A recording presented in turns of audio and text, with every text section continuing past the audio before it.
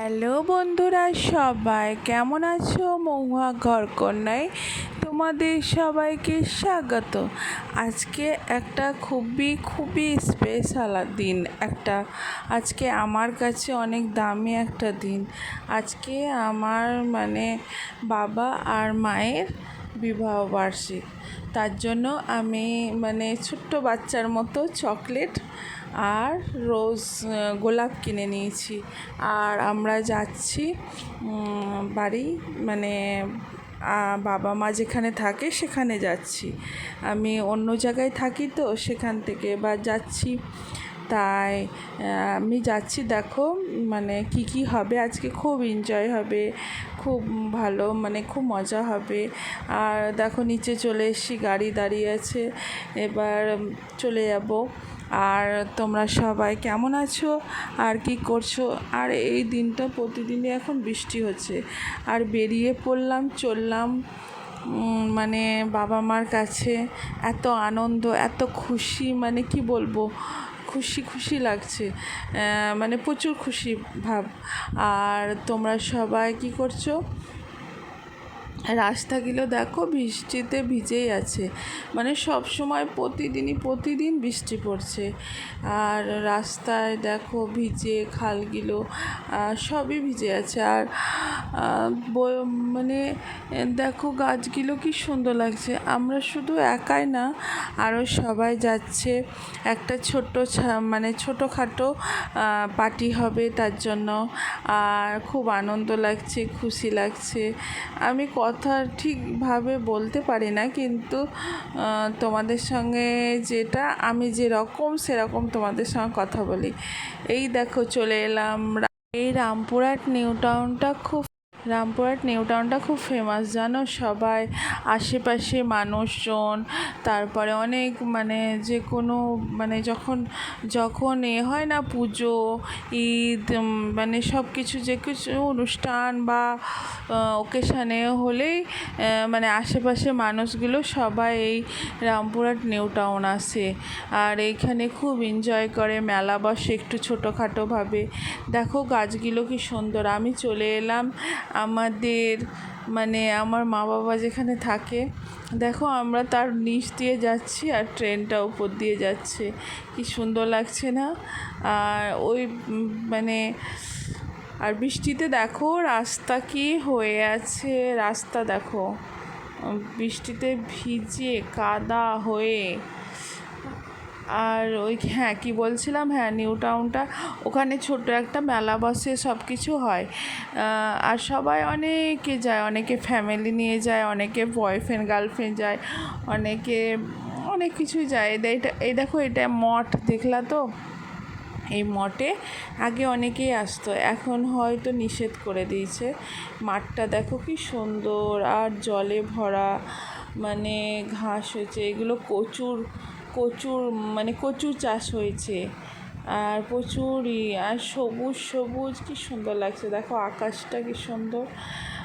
আর আমরা বেরিয়েছি, এখন টাইম হচ্ছে ওই 4টে বাজবে, এই টাইমে বেরোয়েছি। তবু দিনটা দেখো মেঘলা মেঘলা আছে। আমরা চলে এলাম আমাদের বাজারে, মেন বাজারেই আমাদের বাড়ি। চলে এলাম বাড়িতে, সেগুলো দেখা নেই। দেখো রান্না বান্না চলছে, আয়োজন, সবাই মিলে রান্না করছে।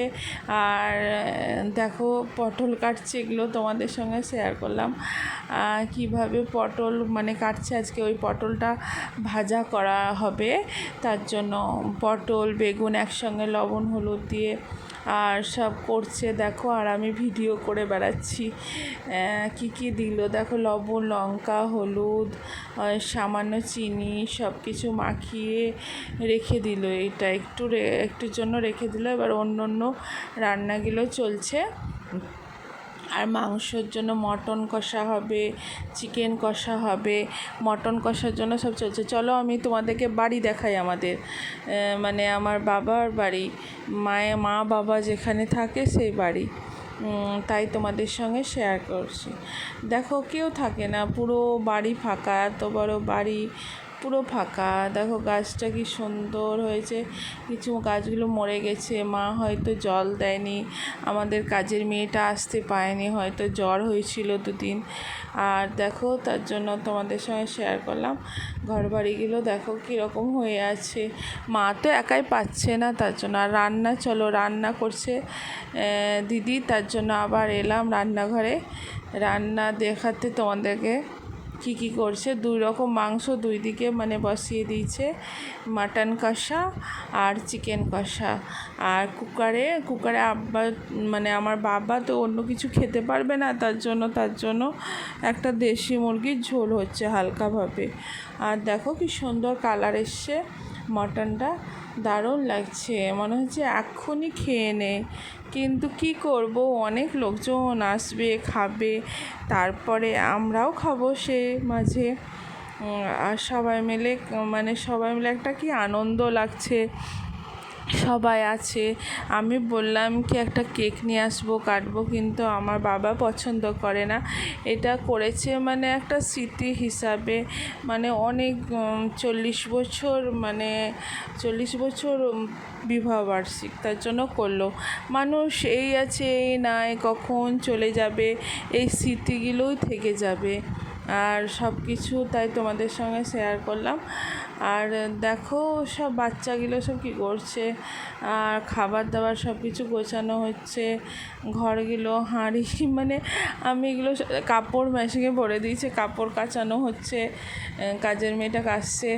আর মাংস দেখো হয়ে যাচ্ছে, এবার ওখানে পেঁয়াজ ভাজবে এটা। আর পোলাও করেছিল, আর মাটন কষা, বেগুন ভাজা, পটল ভাজা, আর ওই চিকেন কষা, এইসব। দেখো কি সুন্দর কালার এসছে। এইবার পেঁয়াজটা ভালো করে ভাজলো, ডিম সিদ্ধ করেছে, মানে বাচ্চারা খায় যদি তার জন্য। আর জল মেপে মেপে নিচ্ছে। এবার দেখো চিকেনটা দারুণ হয়েছে। এবার পোলাওটা দিয়ে দিবে মেপে। আমি চলো বাইরে এলাম একটু আমাদের বাইরেটা দেখাতে, আবার চলে এলাম রান্নাঘরে। আমি শুধু এটাই করছি, মানে আমার কাজ ভিডিও করা। আমি একবার বাইরে যাচ্ছি, একবার উপরে যাচ্ছি, আমি তোমাদের সঙ্গে আমাদের ঘর দেখাচ্ছি, আবার রান্না বান্না চলছে সেখানে চলে আসছি তোমাদের সঙ্গে দেখার জন্য। এবার এই পেঁয়াজটা ভেজে মানে পোলাওয়ের জন্য রেখে দিল, আর বেগুন ভাজা হয়ে যাবে, তারপরে আবার এবার পটলটাকে ভাজবে। পটল ভাজাটা কীভাবে ভাজছে সেটা দেখো, একটু মানে লালচা করতে হবে, কিন্তু আমার দিদি বেশি একটু পুড়িয়ে দিয়েছিল। আর বোঁদিয়া কে কে খেতে ভালোবাসো বলো। আর পটলগুলো দেখো এখন ভালো লাগছে, কিন্তু একটু বেশি ভাজা হয়ে গেছে দিদির কাছে, কিছু করার নাই, সবাই খেলো, বেশ টেস্টি লাগলো। কিন্তু ব্রাউন কালার হয়ে ভাজতো, আর দিদি একটু বেশি লাল করে দিয়েছে, মানে একটু বেশি লালচা করতে গিয়ে একটু পুড়ে গেছে। আর আমার মা যদি ভাজতো এটা খুব সুন্দর হয়ে থাকতো।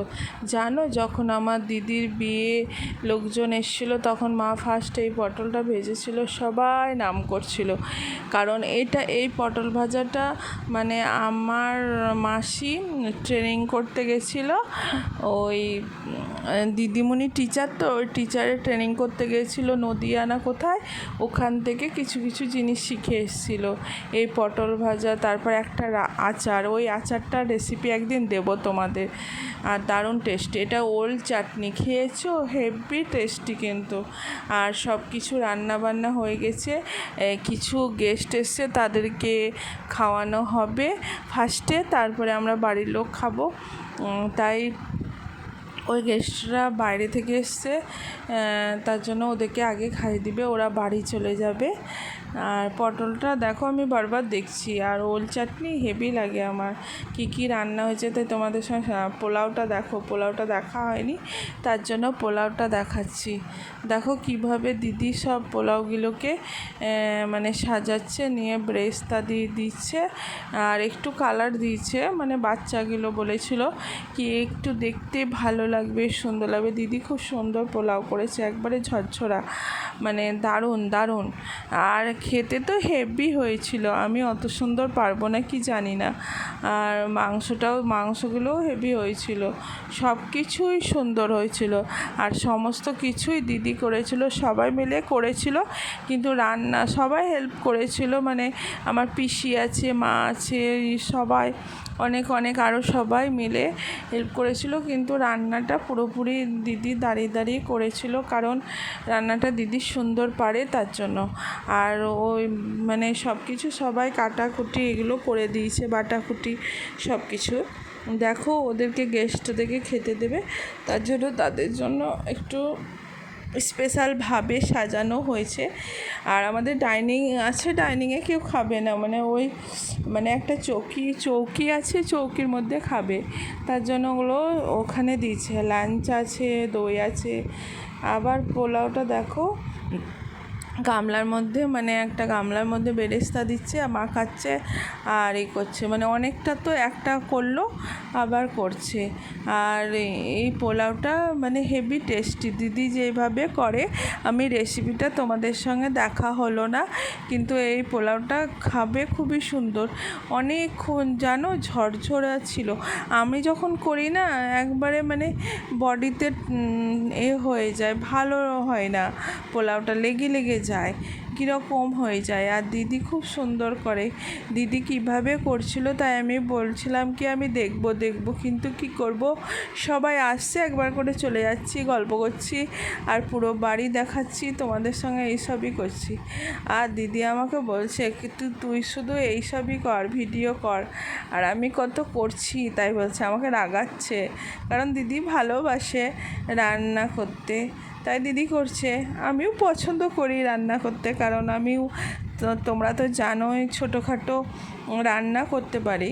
আর ইলিশ মাছ এনেছিল বাবা, নিয়ে ওই ইলিশ মাছগুলো পিসি সব নাড়ছিল, ইলিশ মাছ, বাটা মাছ, মোটা মাছ, পিসি সব ওগুলো নাড়ছিল, তাই আমি পিসিকে বলছিলাম উঠে দেখাতে। বাই বাই, ভালো থেকো, সুস্থ থেকো।